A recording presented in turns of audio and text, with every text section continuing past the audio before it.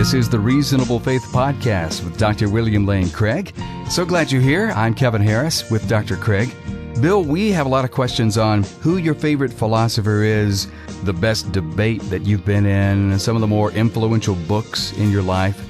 And while you've discussed these questions in past podcasts, let's pull it all together and answer some of these questions, starting with who is your favorite philosopher? Well, I think my favorite philosopher is Alvin Plantinga. I have just been so impressed by both the man and his work. He is, on the one hand, just a genius. His style of doing philosophy is so careful and so clean, so analytical. And every issue that he's touched, he's made a major contribution. His work on the problem of evil was epical in terms of resolving the logical version of the problem of evil. His ontological argument was revolutionary and helped to breathe new life into that argument that many had dismissed before. His work on religious epistemology and the proper basicality of Christian belief and his account of warrant has been revolutionary. His work on abstract objects, the nature of God, conceptualism has been important. He's doing work now in the area of religion and science, and it just seems that every area he touches, he does bring genuinely fresh insights to topics that have been discussed and rediscussed for hundreds of years. So I feel that the man is truly one of the great philosophers. I think he is like a modern-day Leibniz in our age, and it's a privilege to be alive and working in this discipline at a time when this man is alive and working. And so he is certainly my favorite philosopher in terms of his work. But I have to say that Plantinga is also incredibly gracious. He exemplifies the Christian life. He's humble, he is kind, he is charitable toward others with whom he disagrees. He's orthodox in his theology. He really does exemplify Christian character and virtues. Everybody has a Plantinga story to tell. Here's mine. When I was just getting started out as a young philosopher, I was invited to a philosophy conference in 1985 in Dallas, Texas, and Plantinga was present there as well. And I asked Plantinga if we could spend a few moments together talking about some issues. I had some questions for him, and he said, of course. And so he set aside some time in the afternoon for me to ask my questions of him, and he would respond to them. Well, while we were talking, a person from the conference came and interrupted us and said to us, "Excuse me, Dr. Plantinga, the press is here and asking to interview you." And I thought, oh boy, there goes our time. And to my shock, Plantinga turned to this woman and said, "Well, tell them to go away. I'm doing something more important. I'm talking about philosophy."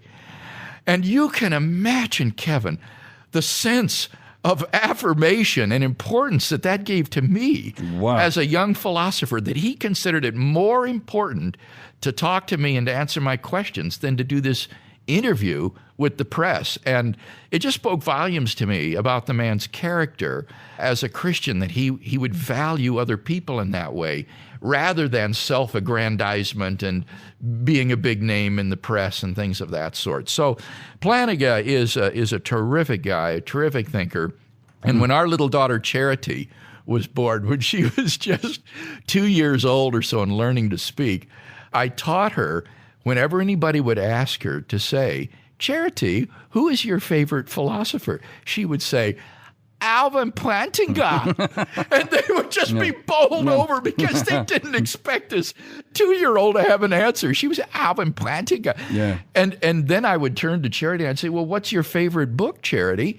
And she'd say, "The Nature of Necessity." Yeah. There you go. So these students would just be rocked at this little 2-year-old talking about the nature of necessity and Alvin Plantinga. So I really have appreciated his work a great deal. That's great. I wonder what it would be like to be in one of his classes, be a student. You know, I've never had that privilege. I've heard him, of course, at conferences and read his work, but I've never actually sat in one of his classes. That must be a great experience for students at the University of Notre Dame and earlier at Calvin, where he taught.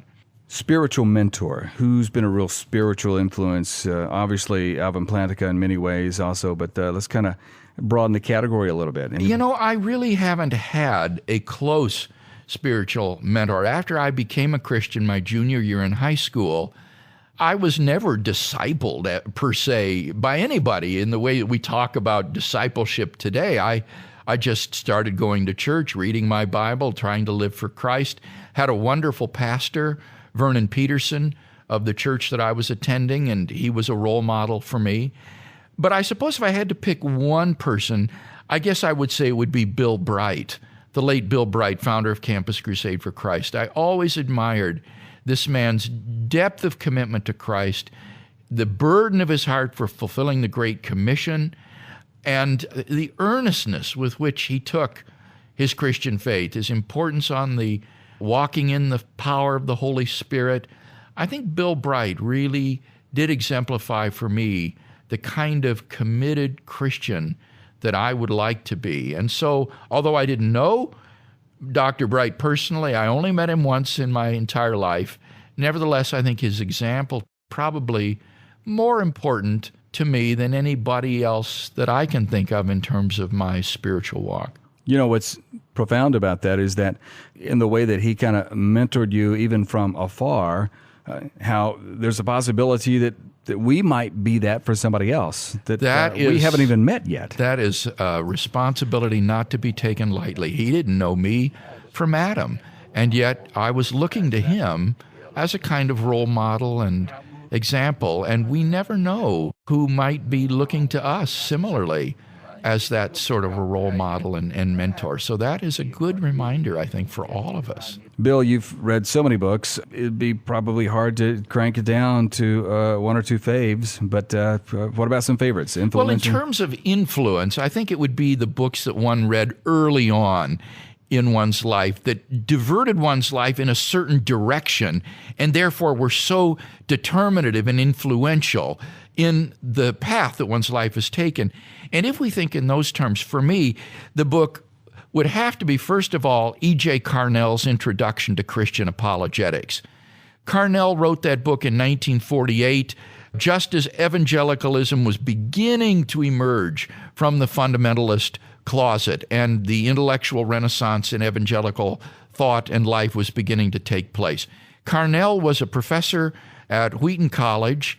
That was where I attended as an undergraduate. I went to Wheaton, and there were still folks around there who remembered Carnell.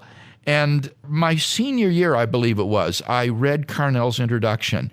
And I had never read a book like this, Kevin. It just absolutely captivated me as he asked questions like, what is the nature of truth? And how do we test for truth? And how do I know that Christianity is true? And it was at that time that I had the vision of becoming a Christian apologist. I thought if I could become a Christian apologist like Carnell, that would be the fulfillment of my dreams. And Carnell was, again, a fantastic role model. He had earned doctorates in philosophy and in theology from Boston University and Harvard University. And this was too much to aspire to have two earned doctorates in philosophy and theology. And yet Carnell's example had been set for me. And lo and behold, as I followed my path that the Lord was leading us on, it eventually led to doing exactly the same thing in earning doctorates in philosophy and theology that have served me very well in the kind of ministry that God's given us. And it was Carnell who was the inspiration for that vision. The other influential book, as I'm sure almost anybody could guess, would have to be Stuart Hackett's Resurrection of Theism. Hackett was a professor at Wheaton when I was an undergraduate there, and I actually had Intro to Philosophy with him the fall semester of my freshman year upon entering Wheaton. But I never read any of Hackett's own work, and he didn't discuss his own philosophy in this intro class, so I never really gained anything of his own views in terms of argumentative theism. until, again, my senior year. And right around graduation time, there was a sale in the college bookstore of used books that were being gotten rid of. They were on the clearance table, and one of them was The Resurrection of Theism by Stuart Hackett. And I had heard that this book was good, and so I picked it up, and I thought, well, I'll read it after graduation. And so I bought the book, graduated from Wheaton, and then that fall began to read it. And I was absolutely blown away. In my education at Wheaton, I had been taught by my professors in my theology classes, particularly the late Dr. Robert Weber, that there are no sound arguments for God's existence, that all of the arguments for God's existence had been refuted. And although I found that hard to imagine, I accepted it on my professor's say-so. He said they'd all been refuted, so I guess that was true. And therefore, at Wheaton, the only sort of apologetic that we had for Christianity was a kind of negative apologetic along the lines of Francis Schaeffer. Namely, if Christianity is not true, if God does not exist, then look at the awful consequences. Life becomes absurd. You're left with nothing but despair, and culture and society go down the drain. Well, that kind of negative apologetic doesn't really give you any sort of positive reason to think that God exists or Christianity is true. It just shows you how awful things would be if God doesn't exist and it's not true. And so that was basically all I had coming out of Wheaton. And then I picked up Hackett's book, and to my surprise, I found him defending the teleological, the cosmological, the moral arguments for God's existence. All of these arguments that I had been told were unsound and had been refuted, and here Hackett was raising every conceivable objection to them under the sun and showing how those objections fail. And it was there that I became aware of the project and the viability of natural theology, of giving arguments and evidence for God's existence. And Hackett's centerpiece of his case was this argument for the existence of God based upon the impossibility of an infinite temporal regress of events, that the universe had to have a beginning, and therefore there had to be a cause which brought the universe into being. I realize this was controversial, of course, but Hackett's arguments for it seemed persuasive to me, and I determined that I had to solve this question for myself, and that if ever I went on for advanced study in philosophy, I would make the object of my study this particular version of the Kalam, of the cosmological argument. Well, as you know, I eventually did go on and do doctoral work in philosophy, and I wrote on the cosmological argument for God's existence, and did develop a version of the Kalam cosmological argument that Hackett had defended, which I think is sound, and which has served me very well ever since in ministry. So those two books, Carnell's Introduction to Christian Apologetics and Hackett's Resurrection of Theism, were tremendously influential books in my life. Now, you studied under John Hick, knowing that he'd be a good man to run this argument past? Yes, at that time, John Hick was one of the very few philosophers who was interested in natural theology, that is, arguments for God's existence, and was writing sympathetically about the cosmological and teleological and ontological arguments. He didn't think that these were sound arguments in the end. So in the end, he didn't judge them to go through, but he treated them very fairly and very sympathetically.